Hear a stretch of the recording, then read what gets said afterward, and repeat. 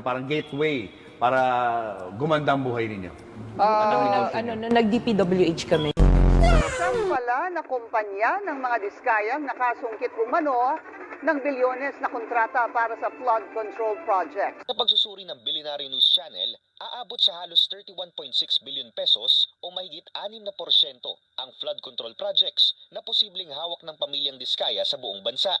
Sinabi na pala dati ni VP Sara kay BBM noong bestie pa sila na 2 tao lang ang humahawak sa budget ng Pilipinas. At hinati-hati sa mga nakabarong na buhaya. Alam nyo na yan, sino sila. Pero deadma lang si BBM noon. Ngayon, hindi na mapigilan ng usok. Ngayon, paikot-ikot kung saang-saang ilog na lang napapadpad. Sabay galit-galitan. Para sa susunod na baha. Para lang may masabi sila na may ginawa sila. Kung saan-saan daw po napapadpad si BBM.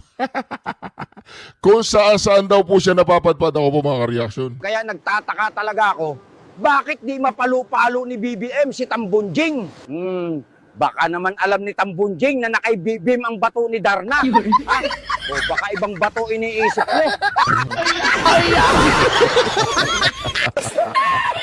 Ano yung naging So, hello guys, good morning. This is my Simple Journey TV. So, ayun na nga guys, pag-uusapan natin ngayon kung saan napunta yung mga pera sa flood control. So, ayun na nga guys, ito yung pamilya Diskaya, isa sa mga nakinabang. Grabe guys, ang dami nilang sasakyan. Ang dahil lang daw yun nung nag-DPWH sila. So ayun na nga, at mega love shoutout nga pala dito kay Reaction TV PH.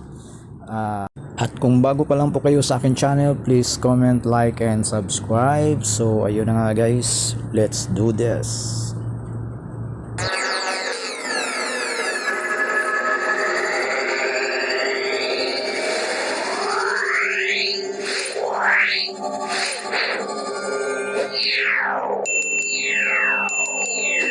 parang gateway para gumanda ang buhay ninyo? Nag-DPWH kami. Ano karaming kotse meron kayo? Parang personal use lang namin, nasa 30 plus na yata siya. 30 plus. 40. Nagagamit niyo ba lahat yan?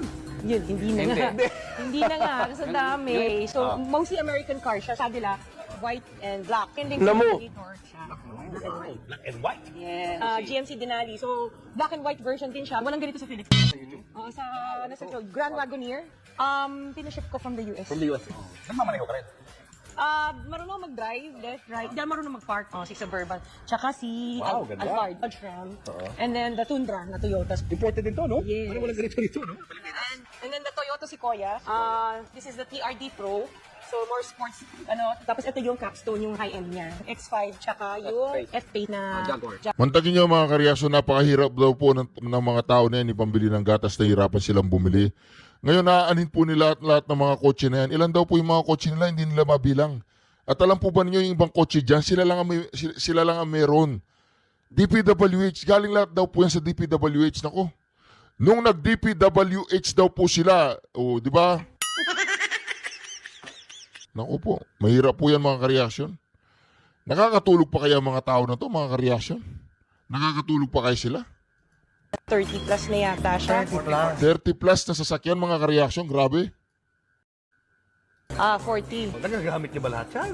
Yun, hindi na nga. Hindi na nga, kasi ang dami. So, mostly American car siya. Sabi nila, white and black. And Lincoln Navigator siya. Black and white? Yes. GMC Denali. So, black and white version din siya. Walang ganito sa Philippines. Nasa YouTube? Nasa Grand Wagoneer. Wala daw ganyan sa Pilipinas mga kareaksyon, in-order pa nila sa ibang bansa. Nako. Grabe. Pinaship ko from the US. From the US. Nagmamaneho ka rin? Marunong mag-drive, left, right. Hindi marunong mag-park. Si Suburban. Tsaka si Ganda. Alphard, Dodge Ram. And then the Tundra na Toyota. Imported din to, no? Yes. Walang ganito dito, no? And then the Toyota Sequoia. This is the TRD Pro.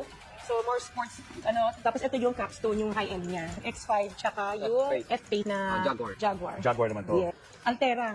Ano na to, hindi na nag-reproduce to. So Mercedes-Benz yan, GLS. S is one of the S-Class series ng Benz. And then the Volvo XC90. Ito yung gusto ko na dati na unang bilhin. Nung nabili na namin siya, hindi ko na ginagamit. This is one of the most expensive purchases na kotse noon. Nabili namin. This is the autobiography Range Rover. Range Rover. The Evoque. Oo, gusto Grabe mga ka-reaction. Meron pa po silang mga ganyan na walang yan naman yan. Meron pa po silang mukha. Meron pa silang Meron pa po silang mukha na ipakita lahat ng mga 40 sasakyan. Ako po mga ka-reaction. Nakakatulog pa kaya ang mga to pag nakikita nila mga kababayan nila na nakalubog sa baha? Nakakatulog pa kayo, ma'am? Ano, meron pa ba kayong kaluluwa, ma'am? sana maliit lang. Tsaka yung kulay niya kasi gusto red. And then, Defender, nakita ko to sa Dubai. Nakita ko sa magazine. Sabi ko, gusto ko ng ganito. And then we have yung LM, yung Lexus. Grabe, oh. Lahat po ng gusto nila, nakukuha nila. Grabe po. The higher end of yes, the higher end of the Alphard. And of course, yung LC2. Yeah. And then sabi ko, gusto ko ng artista van. So, oo, yung Savannah, nagpahanap talaga ako yung artista Grabe. van. So, GMC siya. Unang bili namin ng white na Cadillac, dumating tong Ford Bronco. Binalik to. So, this is one of the first editions of the Ford Bronco. So, yung Benz GLE. Tapos, ito yung X7. Nung lumabas siya, bumili kami kaagad. Tapos, we have yung Parang meron po silang car dealership, nako. Sprinter. Isang artista van din siya. Showbiz na showbiz. Artista van naman. Ito naman, the Gladiator. This is my son's car birthday gift namin sa kanya to. Ito. This is the Porsche, yes. Sabi namin, gusto namin makakaano ng medyo parang sporty, pero hindi namin nagagamit. And then we have the Maserati. Yes. Hindi man nila nagagamit, puro mga luxury car. 40 luxury car, nako po. So, nung lumabas siya, bumili kami ng Maserati, itong model na to. Hindi rin siya nagagamit. G63. Matte finish siya eh.